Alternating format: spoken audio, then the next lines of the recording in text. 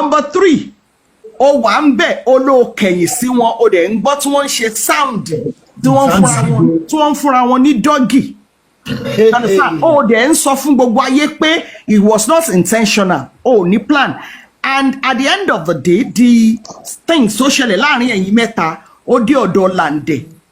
Ṣé àǹjọ̀nú angel àbí ghost ló wọlé record tó fi dé ọ̀dọ̀ Lande? Ma bóyá kẹ́ bá wà ní wípé wọ́n bára wọn ṣe doggy nínú kitchen. Okay. Bóyá kẹ́ bá mi invite Lande. Màmá kò tí ì débi tó jẹ́ pé bàbá tí ní pé wọ̀gán fún àwọn ní head o tí ṣàlàyé bẹ̀ yẹn. Ó ti sọ fún yín ó exonerate ara ẹ̀. Mọ́mí ṣé mo lè sọ̀rọ̀? Yes. Ẹ mọ̀ pé mo wà tipsy ńjọ́ yẹn mi lè parọ́ fún mi ìṣọlọ́tí mo wà tipsy mi ní parọ́ fún yín so torí ẹ̀ ló dẹ̀ ṣe torí ẹ̀ ní Marigold ẹ̀ ṣe ń bọ́ǹbù ọtí mọ́ mi bọ́ǹbù ó mọ̀ pé mi ò mọ tí mu. That shouldn't be anyways. I believe you've learnt your lesson. Mommy, mi ò mọ tí mu rárá. I know, but that shouldn't be an excuse. Ṣé mi ò lè parọ́ fún yín? Ó rọ mí lọ sí jọ yẹn gẹ́ burúkú tẹ̀ ń wí. I know. Ó rọ mí lọ sí yóò ní. Hold on. Baba T, another question. Nígbà tí ẹ wá ṣe truth adìẹ yẹn tán, wọ́n wá ṣe wọ́n wá lọ. How many days after ni Dara wá pè pé òun fẹ́ jẹ pizza? How many days after? Mi mọ̀ bóyá bí ẹjẹ ń wo ná. No, Dara kan ló pè o. Marigold, only Marigold push Dara. Ó push Dara. So that means they were together. Yes, ó push Dara. They were together. Bí kéèyàn sọ pé yá pé sọ pé mo fẹ́ jẹ nǹkan báyìí. Ada fún point mo fẹ́ mú jáde níbẹ̀. Ada fún yín. Mi ò ní wá yín tí ma. Baba T máa gbọ́ mi. Nígbà tí you have found out that is Lande's wife. Yes. When Dara now called you again, why are you giving her attention? Thank you very much, ma. After when they've done what they have done to me, which I know that I'm in their net. Me more plot because girl you know what your plan ni. Me more plot tí wọ́n máa gbé jáde fún mi. Bóyá wọ́n máa lọ yí sí rape ni o. Bóyá wọ́n máa lọ fi tarnish image mi lọ́dọ̀ ọkọ wọn ni o. Pọ́sì ẹjọ́ nítorí Ọlọ́run. Marigold ṣé wọ́n nìyẹn? Marigold. Bẹ́ẹ̀ni ma. Láti gbà yẹn. Baba T bá mi mute go. Okay. Marigold ṣé wọ́n nìyẹn introduce ààrẹ? Bẹ́ẹ̀ni ma. Ta ló pè ṣé bọ̀bọ́ yìí ló pè ẹ́ Baba T ló pè ẹ́ pé wá lé mi àbí wọ́n ló pè fún bọ̀ wá lé wọn. Má parọ́ ń bí o. Má parọ́ ń bí mo burú sá gan mo burú sá gan. Mi ní parọ́. Bẹ́ẹ̀ni mi ò ní parọ́ mo dẹ̀ máa ṣàlàyé bí everything ṣe jẹ́ because bó ti bí ó máa ṣàlàyé má rush mi Esabod ló wá ló ń bẹ sọ̀rọ̀. Nígbà tó ló ń bọ̀ wá lé ẹ̀ ǹjẹ́ ó sọ fún pé òun mú ìyàwó Lande bọ̀. Rárá. Kí tó fi mú ìyàwó Lande lọ síbẹ̀ tó dẹ̀ mọ̀ pé ilé ọkọ ló wà. Ọjọ́ yẹn a jáde ní a lọ ra nǹkan ní sáìdì Ọmọlé. Èmi àti Baba T dẹ̀ máa ń sọ̀rọ̀ dáadáa. So mo wá rántí pé wọ́n sọ pé àwọn ti kó wá sí Ọmọlé. Mo kọ̀ wá lọ mí pé wọ́n pé bí a mo fẹ́ ṣe launching àbí bóyá ọ̀rọ̀ MC àtọ̀ mi ò sọ̀rọ̀ MC àbí mo pè wọ́n fún MC rárá. Mo wá ní àpé Baba T mo dẹ̀ wà ní àdúgbò yín níbo lọ́dọ̀ yín kí n wá kí yín. And that is the first time tí màá lọ sílé wọn. Location láti máa ń pàdé tá bá dẹ̀ pàdé location ọmọ ìgbà mi ọmọ aróúnjẹ fún mi tó bá jẹ́ time tèmi náà fẹ́ róúnjẹ mo máa ń bá wọn róúnjẹ dání. So mi kì í pè wọ́n pé bóyá mo pè wọ́n pé mo ní ìdíwó kọ́ fún mi lówó never.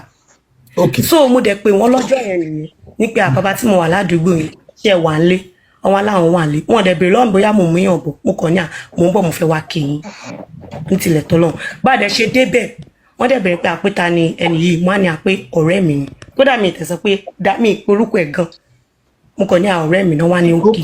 O yìí torí sẹ̀ pé ìyàwó Lande ni. Mi torí sẹ̀ pé ìyàwó. Mo náà dẹ̀ mọ́. Mi mọ̀ bóyá wọ́n mọ̀ra mi lè parọ́. Mi mọ̀ bóyá wọ́n mọ̀ra. So bí mo ṣe wá dọ́dọ̀ Lande bí mo ṣe dọ́dọ̀ Baba T òun ṣọlọ tí wọ́n mọ̀ tí lẹ́yìn kan smoke mo á ń ṣínú fridge wọ́n mọ̀ mú ewọlé mo á ń ṣínú fridge pé Baba T ẹ̀yin ò tẹ̀ ní ọtí sílẹ̀ tí something like that wọ́n dẹ̀ ní ó mọ̀ pé mi ò ṣọlọ tí mi ní ọtí sílẹ̀ bí soda water bí nǹkan làwọn nílé meanwhile àwọn náà prepare láti dáná wọ́n fẹ́ dáná so bí mo ṣe wá sọ wọ́n pé à ń pé èmi máa mú nǹkan ọ̀hún wọ́n dẹ̀ fún mi ní wọ́n pe driver wọn wá wọ́n fún driver wọn ní ATM èmi àti driver wọn la jáde la lọ sí. jọjọ pause ìgbà tẹ délé ẹlẹ́fẹ́ mutí ó wá lóhun ò lọ tí ń lé. bẹ́ẹ̀ni. ó wá fún ta ló fún driver ní nǹkan àbí bàbá tí ló lọ rọtí. rárá bàbá tí pé driver wọn wá wọ́n fún wọn ní ATM wọ́n wá ní kémi àti driver wọn ká lọ ra nǹkan tí a bá fẹ́. tó a dẹ̀ dé store mo dẹ̀ ra drink. ẹ jọ̀ọ́ má má bínú ṣé Dára tẹ̀lé ìwọ àti driver lọ àbí ìwọ àti driver lẹ́jọ́ lọ. èmi àti driver la lọ ra drink. ó wá fi bàbá tí àti Dára sílẹ̀ inú ilé. bẹ́ẹ̀ni mà. ok. so ìgbà tí a wá dé bàbá títí wọ́n ti prepare iná dídá so wọ́n ní àpé ẹjẹ èmi kò bọ́ síbẹ̀ ntẹ̀mí mo kàn wọ́n ní àpé kí lẹ fẹ́ ṣe wọ́n wá ní iṣu àtẹ̀yìn pé ká ṣe iṣu àtẹ̀yìn náà pé àwọn ní iná fún oúnjẹ ní pé àwọn máa ń jẹun. mọ́mì irọ́ ló ń pa o.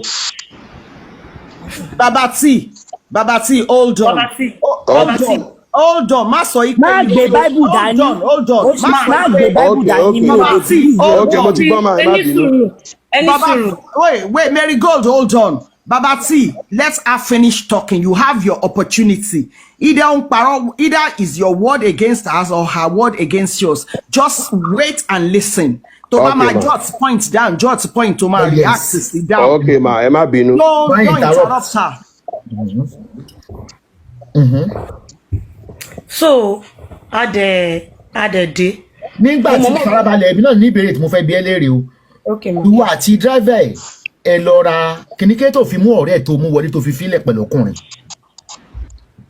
Ma mi ò ní any intention àbí bóyá kinní kan mi ò gbogbo nǹkan tí ó bá yín pé bóyá tí nǹkan bá ṣẹlẹ̀ èèyàn kọ́ ṣàmọ́ máa ro oríṣiríṣi mi ní intention pé bóyá mo fẹ́ lọ mo ní any. àjòjì ló mú wọnú ilé rẹ̀ ó wá fẹ́ lọ ra nǹkan kéré tó mú ó ṣe máa fi obìnrin ìyàwó lélẹ̀ pẹ̀lú single man is a question. Tí ìbẹ̀ pé ó ti wà pre-planned. Kò sí kankan tí mo replan mo ṣe gbé bible mo ṣe gbé dání. ọ̀rọ̀ bible kò mí rẹ̀ ní ti gbé bible ìwé lásán ní scripture ìtí mò ń bí ẹlẹ́rìí ni wípé kí tó fi married woman ọ̀rẹ́ ẹ̀ sílẹ̀ pẹ̀lú single man nínú ilé tó dẹ̀ sí nǹkan kan mí ń bẹ̀. Mo filẹ̀ mi ìgbà tó ní pé ká lọ rọtí so wọn dẹ̀ ní pé ká jọ́ dẹ̀ ní à. ọ̀kadà lẹ́gbẹ́ ni tí ó gba èèyàn mẹ́ta ṣèbí mọ́tò lẹ́ fi lọ rọtí. Bẹ́ẹ̀ ni mà. Kílé tó sọpọ̀ ọ̀rẹ́ mi jẹ́ ká lọ rọtí. Mi ìró dé gbogbo bẹ̀yẹn mà. Kí ni association ẹ pẹ̀lú Lande? Mo jẹ́ bíi manager then adé bíi family friend ṣá. Ta ló gbé Dára fún Lande? Mi ìgbé Dára fún Lande ó mọ Dára ní ọ̀dọ̀ mi ni because mo ṣe ìfẹ́ kékeré. Ó mọ ọ̀dọ̀ ló ti meet Dára. Bẹ́ẹ̀ ni mà. Okay fine okay máa sọ̀rọ̀ ẹ lọ. So bá ṣe dé níbi tá ti lọ ra drink so mo wá bí mo ṣe gbé drink yẹn lẹ̀ á gbé sínú fridge cause kò tutù so mo wá ń dáná like wọ́n á fọwọ́ kan dáná ní kitchen because kitchen náà ni everybody náà wà so àwa ń sọ̀rọ̀ lọ so bàbá tí wọ́n á sọ̀rọ̀ pa ìyàwó wọn something like that wọ́n ṣà ń sọ̀rọ̀ like kan tí ìyàwó wọn ṣe kìnnìkan oríṣiríṣi so from there ní Dára wá ní àpé eléyìí tá fi tí gbogbo ẹ̀kọ́ ṣe dọ́ọ̀bá pé kìnnìkan ká ṣe truth or dare. Ta ló kọ́kọ́ suggest truth or dare ṣé bàbá yìí ni àbí ta ni? Mo ṣe bàbá tí Dára ló suggest pé ká ṣe truth or dare. Wọ́n ní wọ́n ló suggest pé ká ṣe truth or dare kí lẹ ṣe débẹ̀ kí lẹ rò débẹ̀ kí ni intention yẹn láti lọ sí ilé ẹ̀ tó fi di ọ̀rọ̀ truth or dare tẹ́lẹ̀ fokó lóko gbá game. Mi ò ní intention kankan mà. That make me Dára tí ń ṣe 3 songs ti pẹ́. Mi ò bá ṣe rẹ́rìí. Tó bá ṣe rú ẹ̀rì okay accepted Dára dé pé kẹ́ ṣe truth or dare kí ni wọ́n wá sọ. Èmi ò sọ̀rọ̀ mo ní à pé mo wá sọ sípò mo ní bàbá tí ò kí ń mu ọtí ó wá ní àgbà tí wọn kí mọ tí ń pèsè bí 2 option ni wọ́n dẹ̀ máa fowó bẹ́ẹ̀lì ara wọn.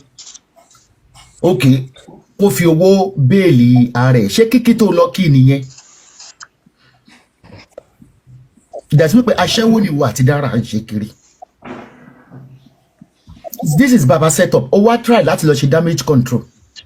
Okay, ìgbà tó wá sí ọ̀rẹ́ ẹ̀ ní pé kẹ́ ṣe truth or dare tó wà related mọ́ okó àtẹ̀pọ̀n. Kí ni èsì fún tí ó yẹ kí ìwọ sọ fún Dara àti ìyàwó ilé? Mi ò fẹ́, mi lè para, mi ò fẹ́ ní ìsìn. Mo dẹ̀ bàbá tí ni ó yá like adẹ̀hùn pé kí báwo ni géèmù yẹn ṣe lò. Ìwọ dẹ̀ bọ aṣọ níwájú Ọlọ́run àti ènìyàn. Nítorí bá ṣe yàn ń parọ́ fẹ́mi o. Ní ìbọ́ṣọ. Ní ìbọ́ṣọ. Ta ló kọ́kọ́ ń fi okó ẹ̀ ṣeré? Ta ló rẹ̀ ẹ̀yìn tẹ́ mute ara yín, ẹ má yẹ ń já yín lẹ̀ o. Ta ló kọ́kọ́ ń fi okó ẹ̀ ṣeré nínú ìwà àti Dara? Mi ò fọ, mi fi okó wọn ṣeré. Lókè ta ló ṣe bàbá tí wàá bọ́ ṣòkòtò? Kò tí ì dé gbogbo bẹ̀yẹn mà. Ó kì í máa sọ̀rọ̀ lọ. Bàdẹ̀ ṣe ń ṣe game, bọ́dẹ̀ ṣe ṣàlàyé, èmi fọwọ́ kan dáná bí mo ṣe bọ́ ṣe ń ṣe géèmù yẹn náà. Wọ́n fi ọwọ́ kan ṣe géèmù. Ilé tó fi ń dáná nílé ọkùnrin tó òde rí, wáyé tó fi di pé wọ́n ló ń lọ kitchen tó lọ ń dáná níbẹ̀. Ẹ lọ dominate ẹ̀ with your bad negative aura. Ìtumọ̀ ẹ̀ nìyẹn. Bí a máa sọ̀rọ̀ lọ. Gbàtò tí ń dáná ó ti dìyàwó lé nìyẹn. So ṣáàdì bí mo ṣe treat ìyàwó létí Adéyẹmí, èmi ò kì í wá bias. Kí lẹ rò débi truth or dare? Jọ fún mi ní answer yẹn. Ṣé bàbá tí ló kọ́kọ́ sọ gẹ́sẹ̀ pé truth or dare? Àbẹ́yìn girls yẹn lọ sọ bẹ́ẹ̀. Dára ló sọ pé ká ṣe truth or dare. Ẹjọ́ máa ẹ má bínú mà. You know why it is unbelievable? Tó bá pé story tẹ put up yìí, ẹ sọ wípé Dara ò mọ Baba T likely kó má mọ Dara, and she got there for the first time. How bold will she be to start a game nílé ẹni tí ò rí tí ò mọ̀ rí? Tí wọ́n náà dẹ̀ ń sìn gẹ̀ ń bẹ̀. Tí ìwọ́dẹ̀ wà ń bẹ̀, òun ló dẹ̀ máa sáré sọ wípé kẹ́ ṣe sexual truth or dare game. Ó wà questionable, I'm sorry. Ǹjẹ́ ìgbà tó sọ bẹ́ẹ̀, ǹjẹ́ ìwọ sọ fún Baba T pé married woman ni? Rárá mi sọ bẹ́ẹ̀. Okay, máa sọ̀rọ̀ ẹ lọ. So bọ́dẹ̀ ṣe bẹ̀rẹ̀ truth or dare. So ó wá díẹ̀. Wọ́n jọ bẹ̀rẹ̀ abẹ̀rẹ̀ like abẹ̀rẹ̀ truth or dare. Ẹbẹ̀rẹ̀ truth or dare. So first dare, mi ni first person. Mo wá ní àmọ́ díẹ̀ Baba T kí wọ́n da epo sí orí wọn. Kí ló ń jẹ́ epo? Epo pupa. Kó dà sí orí ẹ̀. Pé kọ́ da epo pa sí orí wọn. So Baba T wà ní à pé mo ń ṣe ìrètépo tí wọ́n máa wá da epo tí mo manage máa wá dà sí orí. Máa ní àtẹ́bà lè ṣe ẹ̀dẹ̀ mú short. Wọ́n wá ní à pé máa tẹ owó. Wọ́n dẹ̀ tẹ fine. Kí ni intention yín láti lọ síbẹ̀ in the first case?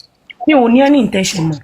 Tó sì ń tẹ́lẹ̀ pé ẹ wá dómi ni àbí kí ló fa gbogbo da epo sí rí? Wá tó sì mi rí. Àwọn tó sì anybody. Wọ́n dẹ̀ mọ̀ bí àmọ́. Mi ò set anybody up mọ́. Ẹ̀yin mélòó lẹ wà nínú ilé? Èmi, Baba T, Dara, then driver wọ́n jáde padà because driver wọn wọlé wọ́n jáde. So gbogbo bàtẹ́ ń ṣe géèmù yẹn driver yẹn ò sìn bẹ́ẹ̀ ni tilẹ̀ tọ́lọ́. Bẹ́ẹ̀ni.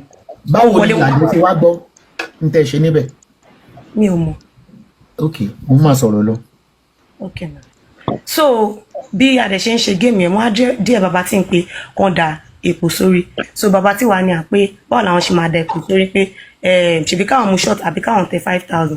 Mary ó dẹ̀ mọ̀ pé mi kì í mu ọtí, ó wá ní kí lọ da epo mi sórí, ó ti mọ̀ pé mi nílé dà sórí, wọ́n dẹ̀ send 5,000. So from there wọ́n tún wá díẹ̀ ìgbà tí kíní ẹ̀ tàn sí wọn. Ó send 5,000 àbí? Bẹ́ẹ̀ni. Okay. So ìgbà tó tún wáyá wọ́n wá tún kíní ẹ̀ dọ́dọ̀ wọ́n díẹ̀ dára pé àwọn díẹ̀ dára kí lọ́tẹ̀ díẹ̀ wọ́n ṣáà díẹ̀ dára fún nǹkan kan ṣá wọ́n ṣe nǹkan tó le ó ṣe so Dara náà wá díẹ̀ wọn padà pé mi ìrántí mi lè parọ́ wọ́n kàn díẹ̀ bọ̀ kò ń ṣe nǹkan tó le. Bí wọ́n ní kó bọ́ bra. No wọ́n ní kó bọ́ bra. No wọ́n ní kó bọ́ bra. Wọ́n ní kó bọ́ bra. Wọ́n díẹ̀ sí nǹkan kan ní bọ̀ nǹkan yẹn kò le mi lè parọ́. Yes ó ṣe. So ìgbà tí kíní ẹ̀ wá tàn sí mi ìgbà tó tàn sí àwọn náà Dara ṣàwá díẹ̀ Baba T sí ara wọn. Wọ́n sọ pé Dara nìkan ló ń bí àwọn o tí ì sọ pé wọ́n kan ń bí àwọn. dára díẹ̀ bàbá máa ẹ jẹ́ kí n ṣàlàyé bó ṣe jẹ́ so question tẹ́ bá ti wá fẹ́ put to me ẹ lè put ẹ̀ so máa dá mo lè gbàgbé mo ń interview ẹ̀ náà ní yá máa sọ̀rọ̀ lọ dára tún díẹ̀ ẹ̀ ok. so dára wá díẹ̀ pé òun díẹ̀ wọn kó bọ́ ṣòkòtò wọn bàbá tí wàá ní báwo mo ṣe máa bọ́ ṣòkòtò ṣé ẹ̀yàn ọmọ iṣẹ́ normal ṣá wọ́n ṣàfihàn ọ̀rọ̀ yẹn ṣeré awáyà ẹmu ṣọ́ọ̀tì ẹ̀bá lè ṣe wọ́n dẹ̀ transfer wọ́n dẹ̀ kọ́ sọ. ọmọ sì tún bí ẹ kí ni plan yín kẹ tó sọ pé ń bọ̀. èmi ò ní plan. iṣẹ́ aṣílẹ̀ ìjọ ń ṣe kiri for you to walk into his man's house bọ́ ṣòkòtò dépo sórí fowó bíréèlì ara ẹ ti ṣe fún ọ̀pọ̀lọpọ̀ èèyàn máa sọ̀rọ̀ lọ. so bó ṣàṣe àwọn méjèèjì wá ń díẹ̀ ara wọn ṣe dára wá ń díẹ̀ bàbá tí sí ààrẹ ìgbà tó wá tó stage kan tó bá ṣàn díẹ̀ bàbá tí máa sanwó àbí kọ́ mu ọtí so ìgbà tó wá tó stage kan dára wá ní bàbá tí ò jẹ́ kí géèmù yìí dùn jàre ní pé kí ló tó tẹ̀ ń ṣe báyìí láàrin obìnrin méjì something like that èmi ọ̀dà pé ṣe bó mo máa díẹ̀ wọn sí nǹkan tí wọ́n lè ṣe ni ṣe tó ń pé so that like wọ́n máa díẹ̀ wọn sí nǹkan tí wọ́n lè ṣe pé báwo lòun ṣe ń dí èèyàn òun ṣe game ó wá ń dí èèyàn sí ààrẹ mo ní o lè dí ẹ̀wọ̀n mo ní o ṣára wọn add wọn tí mo fún ọ pé kọ́ depo sórí àbí kọ́ sáré jáde nínú ilé kọ́ tún sáré wọlé padà. bọ́ tó sọ pé yàwó lé ní ẹni tẹ́ ẹjọ́ lọ bẹ̀ àbó mọ̀. mo mọ̀ pé yàwó lé ni. máa sọ̀rọ̀ lọ. so mo wá ní à pé wàá dẹ̀ fún wọn ní ìyẹn bàbá tí wàá ní tẹ̀sí tó pé àwọn understand the game ni pé ó yá ká ṣẹ̀ṣẹ̀ wá bẹ̀rẹ̀ báyìí bọ́dẹ̀ ṣe bẹ̀rẹ̀ the first thing ó díẹ̀ bàbá tí ni pé kí bàbá tí kò bọ́ ṣòkòtò bàbá tí wàá láwọn ò lè bọ́ ṣòkòtò àwọn máa sanwó ó tún wá dé bàbá tí wàá díẹ̀ yes bàbá díẹ̀ ní àwọn díẹ̀ kò bọ́ aṣọ tiẹ̀ ó wá bọ́ aṣọ bó ṣe wá bọ́ aṣọ bàbá tí wàá ní okay well play pé o ṣóun pé o níwèrè àbí something like that ìgbà tí ó wá díẹ̀ bàbá tí padà náà ó wá lóun náà díẹ̀ bàbá tí kí bàbá tí bọ́ aṣọ tọ́pù tọwọ́ bàbá tí bọ́ aṣọ. ìwọ́dẹ̀ wà ń bẹ̀. yes mo wà ń bẹ̀ ìdájọ́ ṣe géèmù ni so ìgbà tó tún wá yá wọ́n ṣàwọn àṣe géèmù yẹn débi pé wọ́n wá like àwọn méjèèjì wá ń fèsì ara wọn wọ́n wá ń dí ara wọn sí ara wọn so wọ́n wá ṣe débi pé òun díẹ̀ bàbá tí wà ní I dare you to come and give me doggy. of course ẹ ti jí ilé already. so bóde bí bàbá tí dẹ̀ ṣe díẹ̀ pé kó wá give òun ní doggy wọ́n wá like bàbá tí wà ní ṣé mo fẹ́ máa wo àwọn pé kí n kọ ẹ̀yìn sí wọn náà máa ní èwo ni kọ ẹ̀yìn sí yín something like that pé wọ́n máa ní kò tẹ̀ need ó yá kọ like kí n kọ ẹ̀yìn sí wọn mo á kọ ẹ̀yìn sí wọn wọ́n wá jọ ṣe nǹkan tó fẹ́ ṣe. but wọ́n kọjú sí gidi. bẹ́ẹ̀ ni like mo kọjú síwájú kitchen wọn. but wọ́n ṣe ń ṣe òun gbọ́ dúdú. bẹ́ẹ̀ ni mo ń gbọ́ dúdú. okay. so mo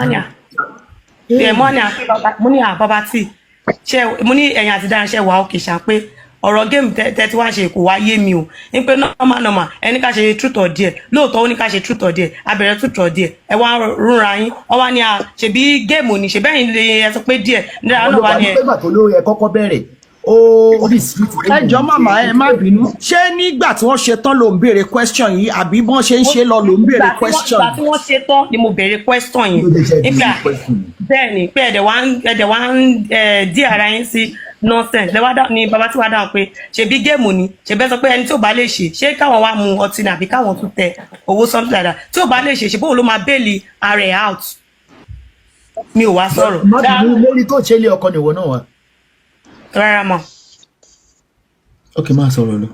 tó mi ò wá dára wá sọ pé kí wo ni nonsense náà pé ṣe bí we are both mature yẹn pé nǹkan tó bá dẹ̀ ti like ọ̀rọ̀ tó wà nù géèmù yìí like àwa tá mọ géèmù yìí náà la mọ géèmù yìí pé so kò gbọdọ̀ jáde síta. kí ló dé tẹ fi mọ géèmù yẹn ṣé ìyàwó làdẹ ṣì wà ní àbíkú nígbà yẹn àbíkú sì ń bẹ mọ.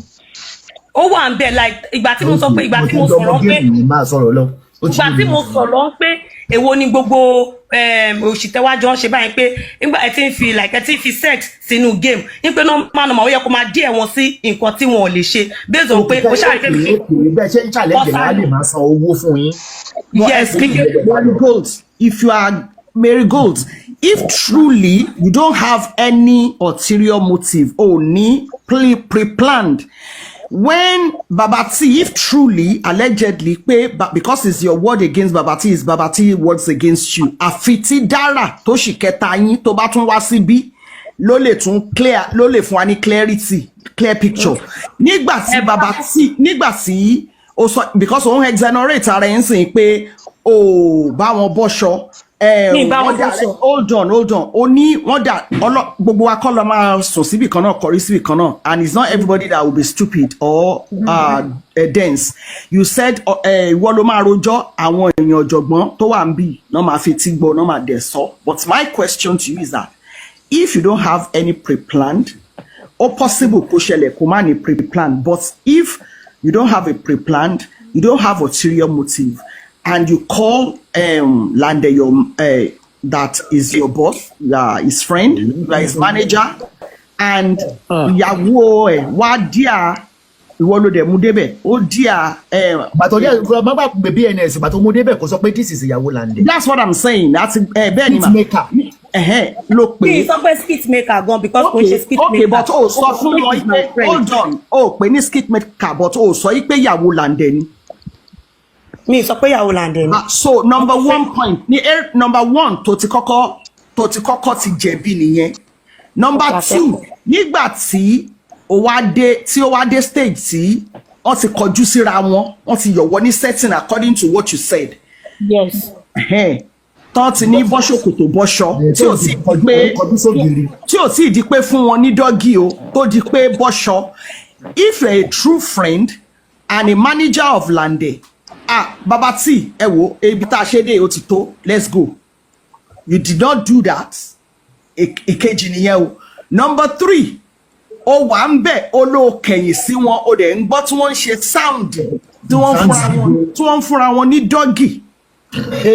Ó dẹ̀ ń sọ fún gbogbo ayé pé it was not intentional, ó ní plan. And at the end of the day, the thing tó ṣẹlẹ̀ láàrin ẹ̀yin mẹ́ta ó dé ọ̀dọ̀ Lande.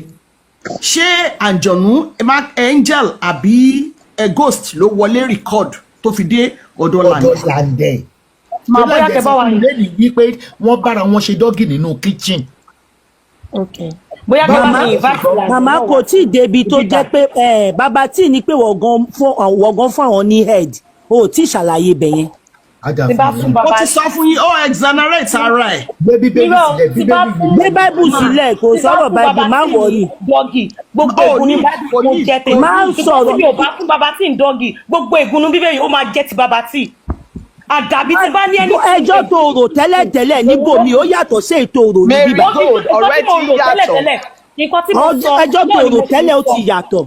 Ọ̀rọ̀ ẹ ti yàtọ̀ níbi tó ti kọ́kọ́ sọ̀rọ̀ tẹ́lẹ̀ àti tó ń sọ́sìn ọ̀rọ̀ ẹ ti yàtọ̀. Kí ni kọ́kọ́ yàtọ̀ ń bẹ́ẹ̀ mà?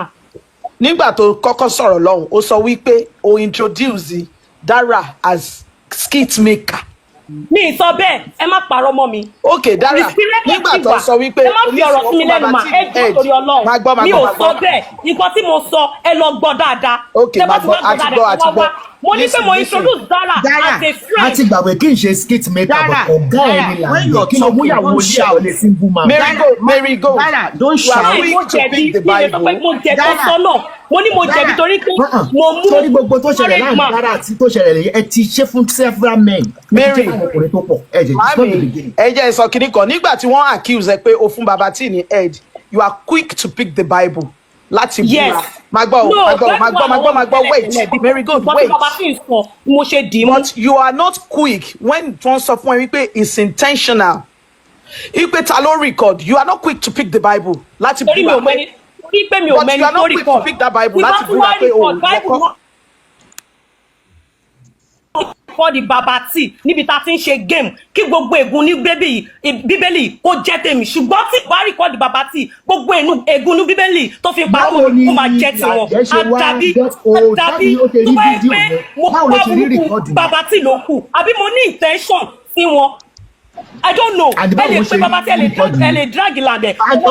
Okay, yín mẹ́ta lẹ́wọ̀n. I don't know. Báwo ni rìkọ́dì yẹn ṣe dọ́wọ́ Lande pé wọ́n ṣe dọ́gì tó ló sọ fẹ́mi ilé ni. I don't know. Pé wọ́n ṣe dọ́gì ní kitchen.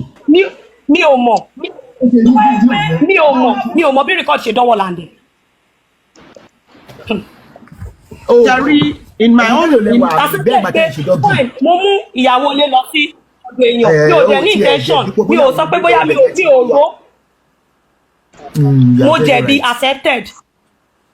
Okay, Shari, Baba T, in as much as I'm blame Marigold of àwọn ìwà tó ń wù gẹ́gẹ́ bíi pé ó jẹ́ manager Lande ó dẹ̀ mọ̀ pé ìyàwó ilé lòun mú lọ sí ibi tó mú lọ. You yourself, Baba T, you are to be blamed as well. Mi ní sọ pé torí pé ó jẹ́ ọmọ sí mi ní sọ pé torí pé but BNF vulgarism ìsọkúsọ yẹn ọ̀dọ̀ kò sí bẹ́yàn ṣe máa sọ̀rọ̀ okó lẹ́gbẹ̀ẹ́ òbò lẹ́gbẹ̀ẹ́ ọkùnrin ẹ jẹ́ ká túbọ̀ yẹn. Ní sùúrù àwọn tó gẹ́gẹ́ bí mo ṣe mọ Baba T ṣe ń gbọ́ ṣe bẹ́ẹ̀ mi ni mo fa Baba T the industry. Baba T is not is supposed to be disciplined. O kọ́ṣẹ́ débẹ̀ ó dẹ̀ mẹ́kọ̀ọ́ débẹ̀. Discipline ò débi epo sórí. Ẹni sùúrù. Baba T tèmi mọ̀ o bóyá lórí ṣáyó level ló jẹ́ kó mess up, but nígbà tí wọ́n mú ọmọbìnrin yẹn wá tó ní stranger ni tó mọ̀ rí tó dẹ̀ go to the you put yourself, your career, your image at risk, and that is what you're paying for now. And I hope this will be a lesson to everyone.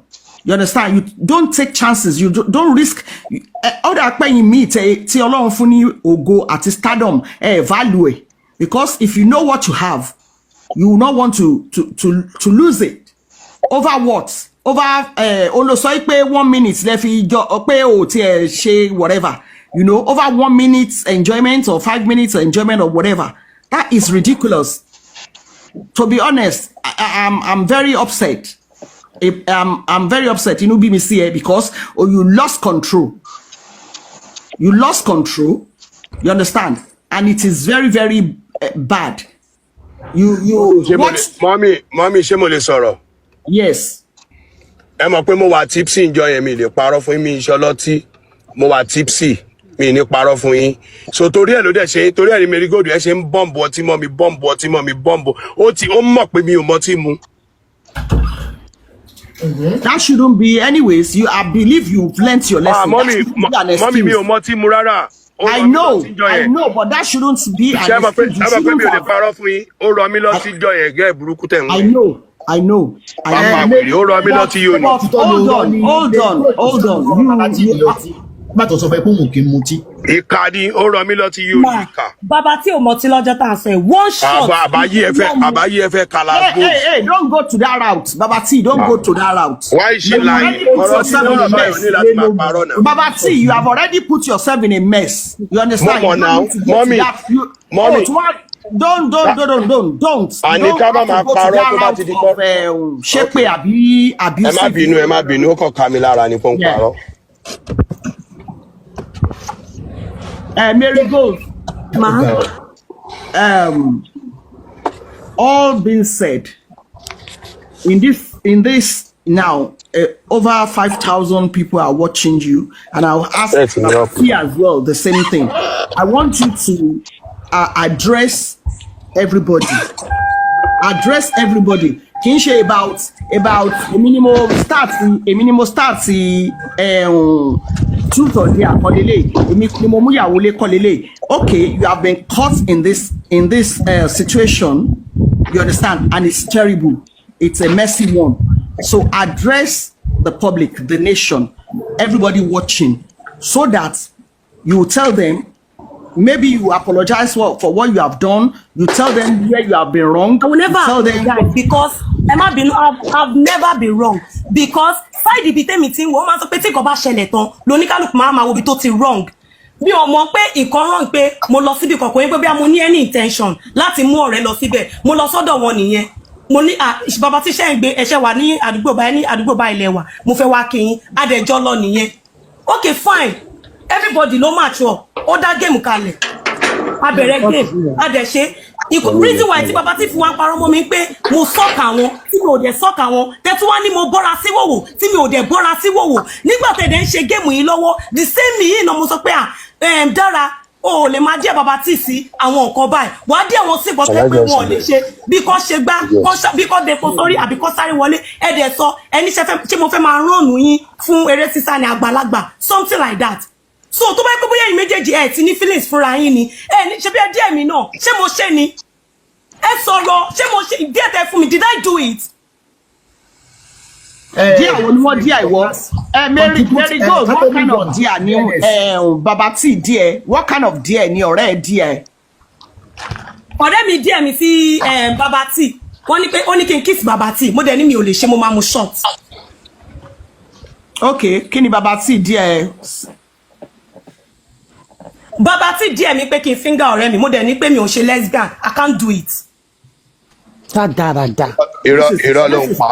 I have to even get out of here. He says. irọ́ ló ń pa. Ìṣù lọ́wọ́ tẹ̀ ń wò yìí. irọ́ ló ń pa ìṣù. ìwọ ló lè play mi fọ́rọ̀ yìí lọ bá mi lọ play orúkọ mi tí mo ní bàbá tí láàrin èmi àti yín náà ṣé nǹkan mo mú dára lóòótọ́ ẹ sọ pé ẹ mọ̀ dára because Ọlọ́run God so good my brother was very smart tó fi ní kí n record ọ̀rọ̀ yín I have your record. Yes. Màá gbọ́ sẹ́. I have your record. Màá gbọ́ sẹ́. Torí pé mo wọ pé kò tọ́ sí mi lẹ́nu kí n sọ pé báyàwó lé sùn torí pé àwọn èèyàn máa bá ń pín pé mo mú ìyàwó lé wá sọ́dọ̀ yín fine accepted. Which I don't know pé ẹ̀yin méjèèjì ẹbí wo ló wá ń bí mí nìsín ìwọ ló léèsì wa pọ̀ náà ìwọ ló create gbogbo fọ́ọ̀n náà ìwọ ló wá sínú ilé mi ìwọ ló create. méjèèjì lọ dí ara yín síra yín èmi mo sọ ní pé kẹjọ fúnra yín dọ́gì èmi mo ní pé kẹ fíńgà. ṣebí wọ head ìwọ náà head mi náà. ẹ fi ilé ayé yín ṣépè sí pé. oya má wọrí ìyẹn kọ́ ni bone of contention má wọrí ìyẹn kọ́ ni bone of contention. Gbogbo nǹkan tí mo ní lẹ́yìn ó bàjẹ́. Mary Gold play ìtọ́jú ìjẹ́ ó máa justify. ẹ máa jẹ́kulẹ̀ ní lágbára Ọlọ́run. Má ṣe pé ìpínlẹ̀ ìpọ̀. àbí tí wọ́n wá ẹ̀kọ́ burúkú fún yà bí. I have to get out of here. This is not fair. I don't like this for our brand. I don't like this for our brand. Calm down. Mi fún pẹ̀lú pàfàdà mi tẹ́ni kí wọ́n máa sọ fún mi tí mo ní I don't want to come out in the first place. Because dára wà nínú àwọn tó yẹ kí n kọ́ mọ̀ pé something like this ìkọ́jú ìyẹn náà. tó kọ́ mọ̀ tún pé torí pé àwọn èèyàn rò pé dára bí ni pé èmi mo lọ sọ fọ́kàn which tí mi ò mọ̀ gbogbo tẹ́tí lórí fóònù ìyàwó ẹ̀ ṣé kò rí ni ṣé mo mọ̀ bóyá ẹ̀yin méjèèjì tún bá ara yín sọ̀rọ̀ ni. má bínú play recording yẹn má bínú play recording tó fi sọ pé kò bọ́ta wá defender wọn. Mary Gold ṣé mo pé àwọn nǹkan tó lè justify ìwọ gangan náà. mi ò lè play ẹ̀ bíbá tí mọ̀mí ẹ sábọ̀ tó bá béèrè lọ́mí àbí tó bá mo lè sẹ́ǹdẹ̀ sí wọn kọ́ rí tó mi lè pí ẹ̀ bí. ok bá a bí kí ọkùnrin kan dá sí ọ̀rọ̀ yẹn if not máa já yín sọ̀kalẹ̀